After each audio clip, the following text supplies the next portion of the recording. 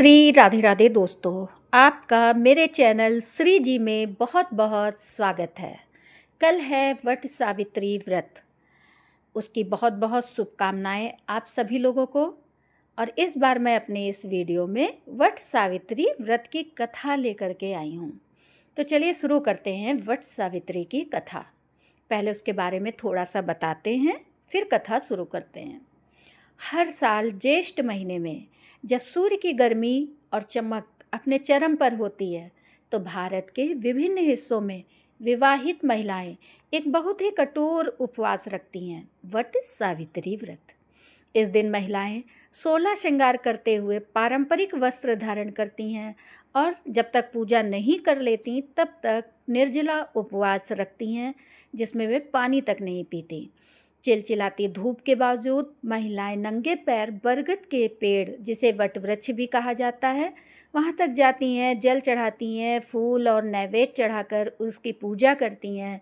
फिर उसके तने पर कच्चा सूती धागा वट सूत्र बांधती हैं और अपने परिवार की शांति और समृद्धि तथा अपने पतियों की दीर्घायु के लिए प्रार्थना करती हैं।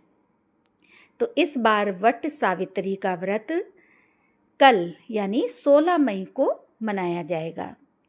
16 मई अमावस्या तिथि प्रारंभ हो रही है प्रातः 5:11 से और अमावस्या तिथि समाप्त हो रही है 17 मई 2026 प्रातः 1:30 बजे तक। तो इसलिए वट सावित्री का व्रत जो है वो 16 मई को ही रखा जाएगा उदया तिथि के हिसाब से। तो चलिए अब शुरू करते हैं वट सावित्री कथा। इस कथा को जरूर सुनना चाहिए व्रत के दिन। मद्र देश में अश्वपति नाम के एक वीर, बुद्धिमान और धर्मात्मा राजा ने अपनी रानी मालती के साथ शासन किया, जो धर्म के प्रति गहरी निष्ठावान थी।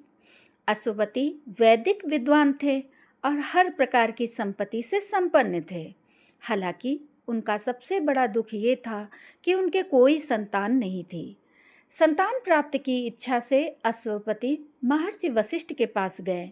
ऋषि की सलाह पर अश्वपति ने अपने महल में ही देवी सावित्री की पूजा शुरू कर दी, लेकिन वर्षों बाद भी उनका प्रयास व्यर्थ रहा। अंततः महर्षि वशिष्ठ के मार्गदर्शन में राजा और उनकी पत्नी मालती पवित्र पुष्कर झील के तट पर गए और देवी सावित्री के दर्शन के लिए गहन तपस्या की। तभी एक दिव्य वाणी सुनाई दी, हे राजा, आपकी मनोकामना तभी पूरी होगी जब आप गायत्री मंत्र का 10 लाख बार जप करेंगे। कुछ समय बाद महर्षि पराशर वहां पहुंचे और राजा अश्वपति और रानी मालती की पूर्ण भक्ति और समर्पण देखकर अत्यंत प्रसन्न हुए। उन्होंने उन्हें औपचारिक प्रतिज्ञा यानी कि संकल्प दिलाया, साधना शुरू करने के लिए सबसे शुभ तिथि बताई और देवी की ऊर्जा को जागृत करने के लिए पूजा की एक व्यवस्थित विधि बताई।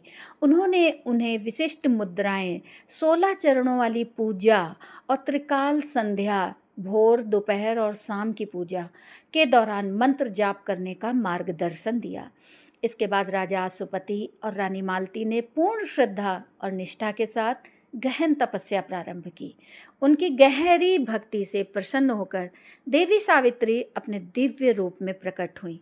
वे हजारों उगते सूर्यों के समान अत्यंत तेजस्वी थीं। सदा करुणामयी माँ सावित्री ने रानी से कहा, मालती, मेरी संतान, तुम्हें वो पुत्री प्राप्त होगी जिसकी तुमने कामना की है। अश्वपति, तुम्हें भी वो पुत्र प्राप्त होगा जिसके तुमने इच्छा की है। उन्हें आशीर्वाद देकर देवी गायत्री अपने दिव्य धाम की ओर प्रस्थान कर गई। समय बीतता गया और रानी मालती ने एक अत्यंत सुंदर पुत्री को जन्म दिया। देवी माँ के सम्मान में राजा अश्वपति ने अपनी पुत्री का नाम भी सावित्री रखा। राजकुमारी सावित्री दिव्य तेज, सौंदर्य और असाधारण आभा की धनी थी। जैसे जैसे वो बड़ी होती गई, उसकी सुंदरता और आभा बढ़ती गई और उनकी तुलना अक्सर माँ लक्ष्मी और माँ सावित्री से की जाती थी। सावित्री युवती बन गई। राजा अशुपति अपनी पुत्री के लिए उपयुक्त वर न पाकर चिंतित हो गए। उन्होंने सावित्री से कहा, हे पुत्री, तुम्हारे विवाह का समय आ गया है, परंतु कोई भी योग्य वर तुम्हारे लिए प्रस्ताव लेकर नहीं आया है। इसलिए तुम स्वयं एक गुड़ी पति चुन लो, जिसका परिवार और आचरण तुम्हें सुख दे। अपनी पुत्री की बुद्धिमत्ता पर विश्वास करते हुए उन्होंने उसे अपने वृद्ध मंत्रियों के साथ एक उपयुक्त वर खोजने के लिए भेजा। अपनी खोज में सावित्री सत्यवान से मिली, जो निर्वासन में रह रहे एक राजकुमार थे और अपने अंधे पिता राजा धुम्तसेन की देखभाल कर रहे थे, जिन्होंने अपना राज्य खो दिया था। सावित्री सत्यवान की दयालुता, शक्ति और अपने माता पिता के प्रति समर्पण से प्रभावित हुई। इसी बीच नारद मुनि अशुपति के महल में गए। वे राजा को सावित्री के लिए उपयुक्त पति के बारे में बता रहे थे और उनकी सुंदरता और महान गुणों की प्रशंसा कर रहे थे। तभी सावित्री लौट आई और उन्होंने बताया कि उन्होंने सत्यवान को अपना जीवन साथी चुन लिया है। देवऋषि नारद ने तुरंत चेतावनी दी, यद्यपि सत्यवान असाधारण रूप से गुणी और धर्मात्मा थे, फिर भी उनका भाग्य 1 वर्ष के भीतर मृत्यु निर्धारित था। फिर भी अपने निर्णय के प्रति वफादार रहना उनका धर्म था और वो सत्यवान के अलावा किसी और को अपना पति स्वीकार नहीं करती है। शांत और दृढ़ निश्चयी सावित्री ने वेद माता गायत्री की साधना प्रारंभ की। ये वही पवित्र मंत्र था जो उनके माता पिता को पुष्कर झील के किनारे महर्षि पराशर से प्राप्त हुआ था। अंततः उनका विवाह सत्यवान से हुआ और वे वन में रहने लगे। ऋषि नारद के वचन सावित्री के मन में गूंजते रहे। 1 वर्ष बीत गया और सत्यवान की मृत्यु का वो दुर्भाग्यपूर्ण दिन आ गया। उस दिन जब वो लकड़ी काटने जंगल में गया, सावित्री उसके साथ गई। अचानक सत्यवान को सिर में तेज दर्द हुआ और वो एक बरगद के पेड़ के नीचे लेट गया। उसी समय यमराज, मृत्यु के देवता के दूत, सत्यवान की आत्मा को ले जाने के लिए आ गए। सावित्री उनके पीछे पीछे परलोक की ओर चल पड़ी। यमराज ने उन्हें वापस जाने के लिए कहा, लेकिन वो एक समर्पित पत्नी के रूप में अपने कर्तव्य के प्रति दृढ़ रही। उन्होंने यमराज से कर्म और मोक्ष के नियमों के बारे में गहन प्रश्न पूछे। उनकी बुद्धिमत्ता और भक्ति से प्रसन्न होकर यमराज ने सावित्री से 3 वरदान मांगने को कहा, लेकिन एक शर्त पर वो सत्यवान का जीवन नहीं मांग सकती थी। सावित्री ने अपने पहले वरदान के रूप में अपने सास ससुर की आंखों की रोशनी वापस पाने की कामना की। दूसरे वरदान के रूप में उन्होंने उनका खोया हुआ राज्य वापस मांगा और तीसरे वरदान के रूप में उन्होंने अपने पति से 100 पुत्रों की प्राप्ति की कामना की। जैसे ही सावित्री ने तीसरा वरदान मांगा, यमराज अपने वचन में बंध गए, क्योंकि सत्यवान के बिना ये वरदान देना असंभव था। सावित्री की बुद्धिमत्ता से प्रभावित होकर उन्होंने कहा, बच्ची, मैं तुम्हारी बुद्धि और पवित्र हृदय से प्रसन्न हूँ। वेद माता गायत्री की कृपा से तुम्हें जो मंत्र प्राप्त हुआ है, उसका साधना जारी रखो। तुम अपने पति के साथ घर लौटकर सुखी जीवन व्यतीत कर सकती हो। बरगद के वृक्ष के पास लौटकर सावित्री ने देखा कि सत्यवान गहरी नींद से जागने के बाद होश में आ रहे हैं। अत्यंत प्रसन्न होकर सावित्री ने अपने पति को सारी घटना बताई। इसी बीच धुम्धसेन की दृष्टि वापस आ गई। जल्द ही उन्हें खबर मिली कि उनके शत्रु को हरा दिया गया है और उनका राज्य पुनः प्राप्त कर लिया गया है। अंततः सत्यवान और सावित्री राज्य लौट आए, जहां उनका भव्य स्वागत हुआ। समय बीतने पर सावित्री ने 100 पुत्रों को जन्म दिया और उनके जीवन में समृद्धि, सुख और धर्म का पुनः आरोहण हो गया।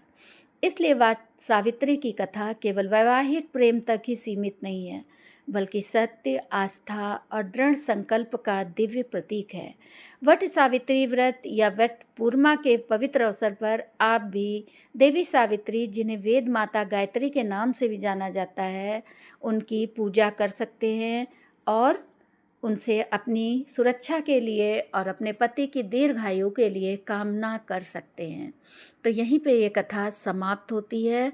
इसके बाद जो लोग भी कथा को सुन रहे थे, वे वहीं वटवृक्ष के पास आरती करेंगे, नैवेद्य वगैरह, भोग वगैरह लगा के उसके बाद जो भी आपके उसमें रीति रिवाज हों उसका पालन करेंगे।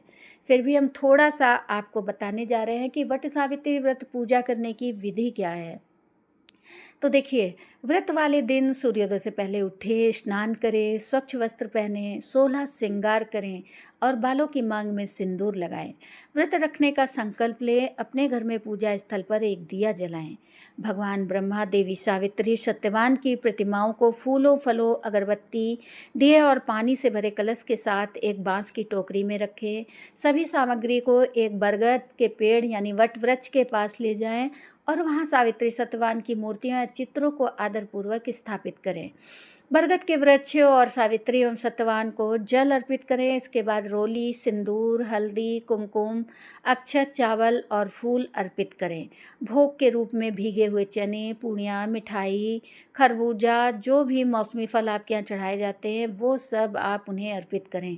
बरगद के पेड़ के चारों ओर 7 या 108 बार परिक्रमा करते हुए सूती धागे या कलावा को बांधें। ये धागा सुरक्षा, सौभाग्य और लंबी आयु का प्रतीक है।